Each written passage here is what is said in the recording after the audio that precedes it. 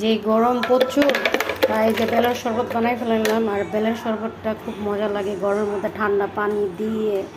বেলটা খুব ভালো ছিল, ঠান্ডা পানি দিয়ে বেলের শরবত বানাইলে এত মজা লাগে গাইস, যেই কথা সেই কাজ।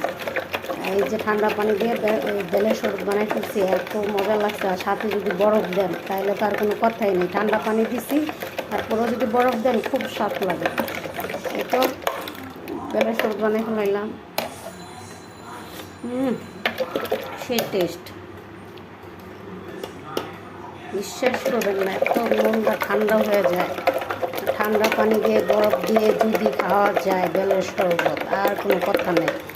আর যে পরিমাণ রোদ উঠছে বেলের শরবত খাওয়া, আর এই লোকরা যে কীভাবে কাজ করে ছাদের মধ্যে, এত রোদের মধ্যে, আল্লাহ জানে ভালো। আর আমরা ঘরে ঠিক থাকতে পারি না, এত গরম। এই তো আমার শরবত রেডি। তো আমি ঠান্ডা পানি দিছি, বরফ দিয়ে নেই। বরফ যার মনে চাবে সে বরফ দিয়ে খেলে খুব মজা লাগবে। আর এই যে আমার শরবত।